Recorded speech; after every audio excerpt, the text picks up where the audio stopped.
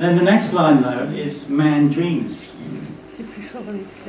So I've always loved that song by John Lennon. You know the song Imagine? I'm sure you'll know it. So you remember that line?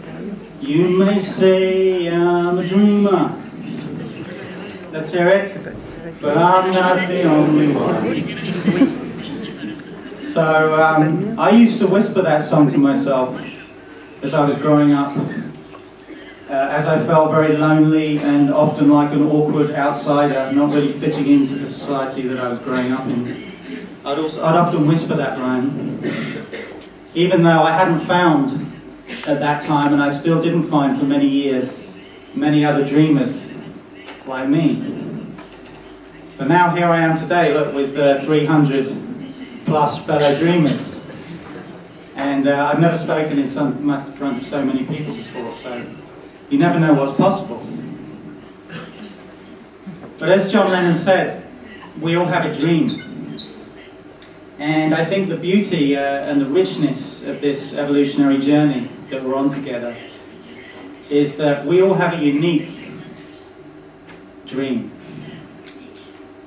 We all have unique gifts and talents and eccentricities and wildness.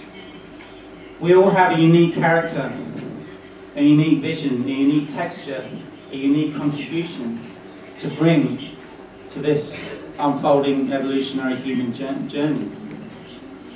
In that sense, we are all completely unique. But in this context, if we awaken to it, we're all lit up and animated by one utopian evolutionary impulse. So this, I believe that our capacity to dream, our capacity to imagine, is very connected to what I would call the soul. That's actually issues from what I would call the soul, which is our deepest essence of who we are as an individual. So when God wants, when the one reaching evolutionary impulse that wants to become more, to give more, to create the future now, when that aligns with our unique soul essence, when we have the audacity and we dare, as Nicholas was saying, when we dare to dream, then, as Fernando Pessoa said, our work, the work, my work, your work is born. So God wants, man dreams, and the work is born. Just checking on the time. So that, as I see it, is really the source of utopia. It's when we align with that passion to create the future now. And as Nicholas was saying, we need to be the change that we want to see in the world. So being the change that we want to see in the world means that we need to change from the inside out. There is no way that we're going to meet the challenges of our global crises without a fundamental change in human consciousness. As Eric said, reminded us that Albert Einstein said, we cannot solve our problems from the same level of consciousness. So from the deepest and most essential point of view, the global, financial, economic, ecological crises that we're facing, they're all symptoms of a crisis of consciousness. And if we are all one spirit, if we're all deeply convinced of that, then we cannot underestimate the impact that we can have on the whole. So it's our responsibility to make it happen and make the world a better place. Not as some distant kind of perfected or near-perfected utopian vision far off in the future, but right here and now. We can create it here and now when we come together as one greater spiritual organism. That's what I believe the purpose of our incarnation at this time in history is calling us towards.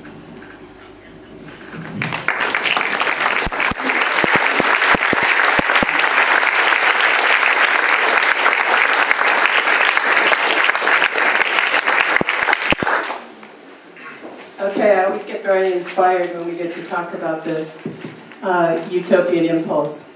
And my job today is to really talk about, so how do we do this? Because if you've noticed, human beings can be quite complex.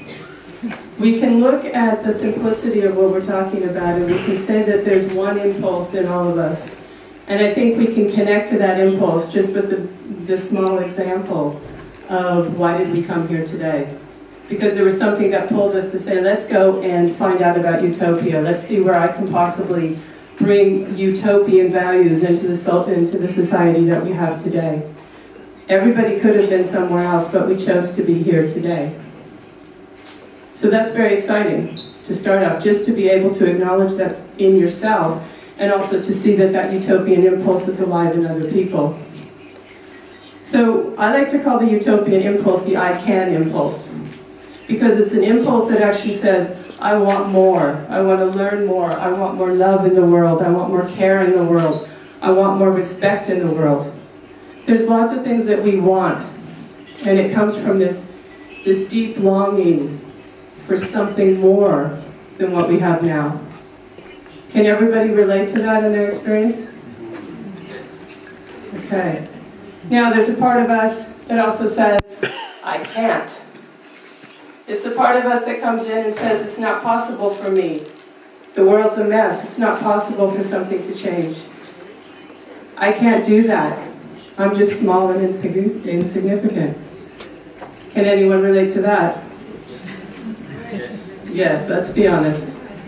So there's both these movements in ourselves, and what we try to do at the Awaken Life Project is we want to make conscious both of these movements. Because this utopian impulse is active in us all the time. It's always there. It's always saying, reach for something higher, I want to learn more. It's a curiosity that we have. It's brought us to this place where we have the technology that we have. We want to innovate, we want to create. But a lot of the time, when that impulse is active in ourselves, we're not even aware that it's happening. And it doesn't have to be for the big things, it can be for the small things. It can be in your relationships. It can be just in the mere fact that you want to be more together with your partner. The other side of the coin is the I can't voice. And the I can't voice is always there too. But what we get to do is we get to decide which voice that we listen to. But we have to become conscious of how the I can voice is manifesting in us, and we also have to become conscious of the I can't voice and how that manifests in us. Now, as Pete just said, this impulse, this I can impulse, it's a universal impulse. The I can't movement in us is also a universal movement. And we call it ego. So our definition of ego that we use is the part of ourselves that insists upon limitation and insists upon separation. So if you go to that deeper part of yourself, and you may do it in meditation, you may do it in your everyday life, in nature. When you connect to that deepest part of yourself, there's a part of you that's already free. There's a place where you can look at all the complexity of being a human being from somewhat outside of it. So at the Awaken Life Project, we come together and we want to be able to support both of it. We want to be able to support this highest impulse, this impulse that's arising that says create something more. We want to support that in the human being. We also want to come together so we can consciously understand this movement of ego in us, because it's the counterforce of the I can impulse. And you might look and you might say that it's in opposition. Ego is in opposition to evolution, but it actually isn't. Because ego will cause suffering. And if you've noticed, have you ever noticed that usually as human beings, we don't really change until we suffer? Have you noticed that? It's kind of an evolutionary driver if you think about that. So the smarter we get and the more consciousness we have, hopefully we learn that we can suffer for a shorter period of time if we move from choosing the I can't impulse, or the I can't movement, and we choose to go with the I can impulse. So the quicker we do that, and the more we shift our identification from being separate, isolated, and alone, and we shift to this impulse, and becoming part of the evolutionary process itself, then all of a sudden we see our life in a much bigger context. We actually see that we can make a choice to be more, to create more. We can line up with this impulse that's already courageous. There's already energy there. There's resiliency there. Because as human beings, we know when we try to make changes, especially with other human beings, not just ourselves, it can be a rocky road sometime. Have you ever noticed that? Okay. I mean, quite a rocky road sometimes. But the most important thing is that we don't divide. Which means we don't go from reaching for something higher, it gets a little rocky, and we go, ooh, it's a little rocky, I'm going to go back over here in my isolated, separated position where I feel safe and secure. So do we have enough courage to actually stay in this impulse, reaching for something higher, not knowing, being more interested in what we don't already know, finding out, being willing to have friction between us? Can we stay in that intensity as a human being and not divide? And I'm telling you, at the Awaken Life Project, we're doing this with people. And we go through rocky times. It's very, very challenging. Just as a couple, we go through rocky times. It's very, very challenging. But the point is we don't divide. And sometimes you just have to look at each other and you have to just go, we're on the same team. I don't like you. I want to just, I want to be right. But I'm not going to divide because I know we're on the same team. And what team are we on? We're on that team of humanity trying to reach for something higher. So it's very important that we actually connect to this utopian impulse in ourselves. But it's also very important that we get to know this movement of ego in ourselves. So we very much work with being part of an evolutionary process. So we're both. We're already, the deepest part of ourself is already free, and we're developing human beings, and we're a work in progress.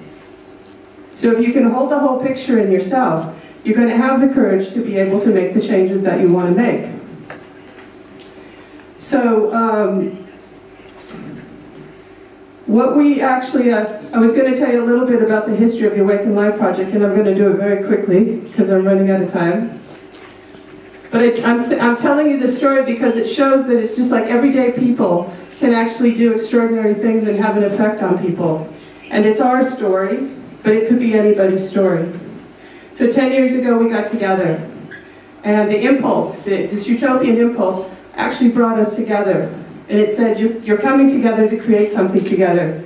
We didn't know exactly what we were going to create, but we knew we were going to create something. So the first year we were together, we made a point to look at all of these movements of ego within ourselves. We made a point to actually meditate and get more connected to this deeper part of ourselves.